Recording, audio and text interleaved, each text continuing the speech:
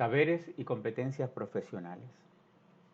El tema de hoy, cambios en la estructura del informe de auditoría según resolución del directorio número 21 de la Federación de Colegios de Contadores Públicos de Venezuela y de conformidad con el libro 2016-2017 de la NIA. ¿Cuál es el marco normativo que vamos a estar revisando?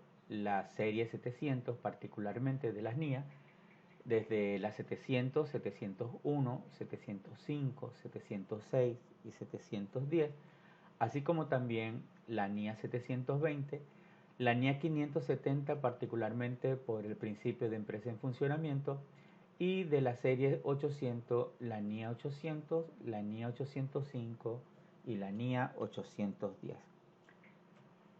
Por supuesto, dentro de lo que fue la resolución del directorio de la Federación número 21 en torno al diferimiento que se hizo de la aplicación, particularmente de la NIA 701. ¿Qué cosas cambiaron con esta nueva visión del dictamen o del informe de auditoría? Particularmente podemos decir, hubo una incorporación de una sección como fueron las cuestiones claves de auditoría, de forma específica requerido para empresas que cotizan en alguna bolsa de valores o en un mercado bursátil. Se dio un enfoque adicional a las empresas, al principio de empresa en funcionamiento. Se generó una nueva sección denominada otra información que pudiera ser financiera o no financiera. En cuanto a la estructura en sí, se hizo cambios importantes dentro de lo que fue la secuencia de los párrafos, sobre todo el párrafo de la opinión y el fundamento de la opinión. Y por último, en cuanto a las responsabilidades del auditor en torno a la auditoría de los estados financieros, se hicieron algunas especificaciones, particularmente sobre las obligaciones de cumplimiento de los requerimientos éticos.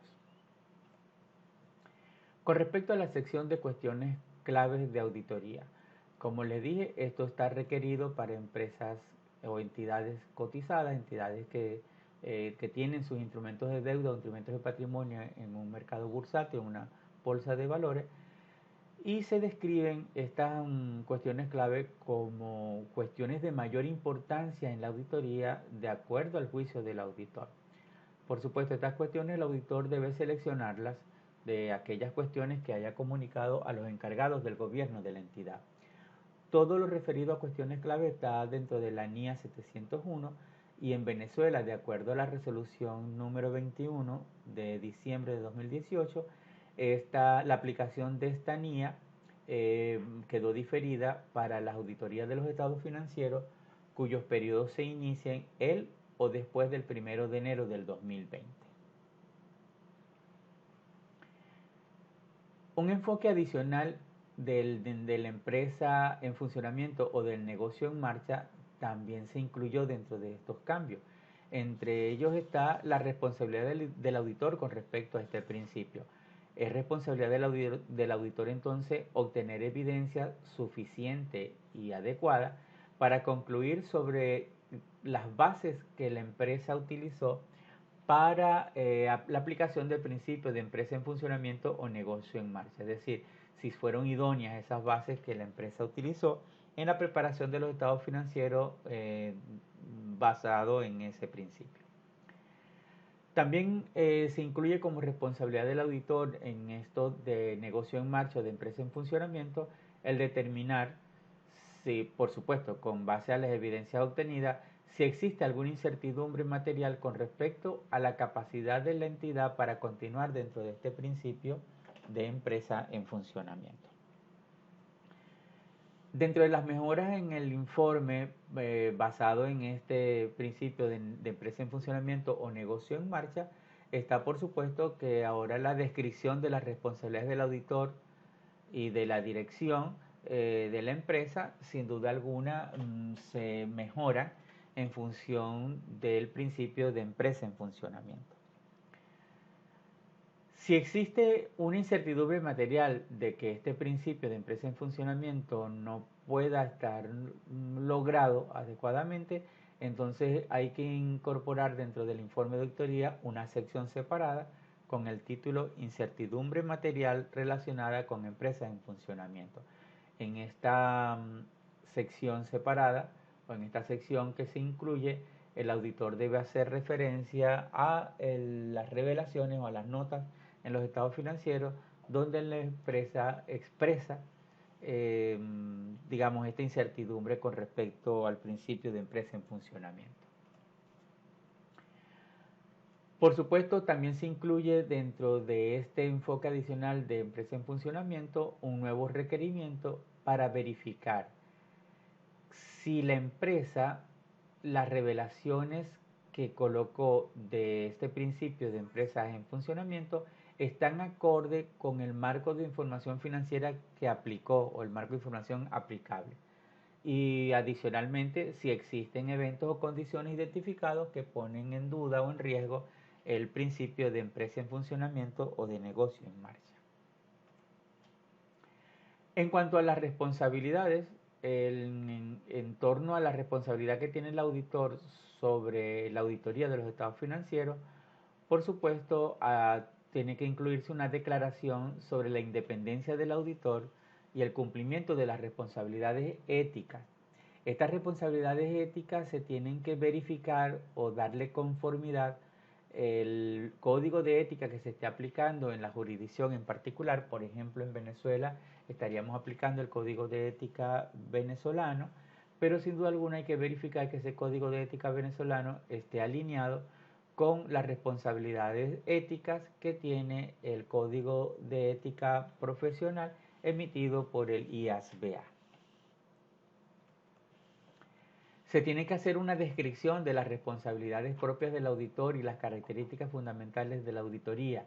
Muchos de estos componentes a lo mejor van a necesitar que se presente un informe, un apéndice, un anexo al informe del auditor. Es decir, la responsabilidad, el párrafo de la responsabilidad va a ser solamente mención de que en un anexo a ese informe están descritas en mayor detalle las responsabilidades propias del auditor y las características fundamentales de la auditoría. Esto en caso de que esos componentes tengan, digamos, una significación o un detalle tan importante como para poderlos llevar a un anexo y no incluirlos dentro del cuerpo del informe como tal. Una nueva sección que se incluye en el informe es la denominada otra información. Esta otra información puede ser información financiera o no financiera, pero es una información distinta de los estados financieros y del informe de auditoría correspondiente que se incluye dentro de un informe más amplio que normalmente se llama informe anual o memoria anual de una entidad. Es decir, los estados financieros no, en algunas jurisdicciones los estados financieros no se presentan como un informe único, sino que se encuentran incluidos dentro de un informe anual, normalmente conocido como memoria anual, que tiene otra información distinta de los estados financieros. Entonces, el auditor tendrá que incluir una nueva sección sobre otra información cuando esto ocurre y hacer mención de la coherencia que hay entre esa otra información que se está presentando fuera de los estados financieros o dentro de la memoria anual de la entidad, la coherencia que tiene con respecto a la información que se presenta dentro de los estados financieros. Dentro de los elementos que pudiéramos considerar como una nueva estructura es la ubicación del párrafo de la opinión. Ahora el párrafo de la opinión de auditoría se presenta en primer lugar, es el primer párrafo que se presenta, seguido de la sección fundamento de la opinión. A menos que exista, por supuesto, alguna ley o una regulación en la jurisdicción o en el país donde se esté actuando que describa un caso contrario. Pero sin duda alguna, esos son los dos párrafos que deben ir de primero. Primero la opinión y luego el fundamento de la opinión. De ahí en adelante, el orden de los párrafos no está prescrito en las NIA y lo colocará el auditor de acuerdo a lo que su juicio profesional le establezca. Vamos a ver un poco cómo es esta estructura, separando, digamos, lo que son las secciones básicas y las secciones adicionales. Secciones básicas podemos distinguir 4 secciones. Estas secciones estarán precedidas de 2 elementos antes de ellas, que son el título del informe donde debe quedar una evidencia clara de que es una actuación de un auditor independiente, y el destinatario, es decir, a quién va dirigido el informe. Enseguida estarían las secciones básicas, que estaría la opinión de auditoría, el fundamento de la opinión y particularmente la responsabilidad de la gerencia y la responsabilidad del auditor. Posteriormente hay dos elementos que se incluyen, que son la firma y la información del auditor, en donde se hace mención del socio responsable para las empresas cotizadas y por supuesto la fecha del informe. Estas serían las secciones básicas. Sin embargo, debemos tomar en cuenta que hay unas secciones adicionales que se están incluyendo dentro del informe, que son, por ejemplo, la sección con respecto a la empresa en funcionamiento o negocio en marcha, la sección de cuestiones claves de auditoría, la sección sobre otra información de la que hablamos anteriormente, otra información que se incluye particularmente en la memoria anual o en el informe anual, y hay otras secciones adicionales como las otras responsabilidades, cuando el auditor tiene que asumir otras responsabilidades que por disposiciones legales o reglamentarias le son exigidas dentro de la jurisdicción que está actuando. También pueden entrar algunos subtítulos adicionales, porque cada sección tiene subtítulos, pero pueden haber subtítulos adicionales cuando tengo una sección de otras responsabilidades o de otros requerimientos legales y reglamentarios. Entonces voy a incluir un subtítulo antes del informe de auditoría que diga informe sobre la auditoría de los estados financieros, y cuando termine todo el informe de auditoría de los estados financieros incluiré un subtítulo para el informe sobre los otros requerimientos legales y reglamentarios. Dentro de los párrafos adicionales se mantienen, como siempre, el párrafo de énfasis y el párrafo de otras cuestiones.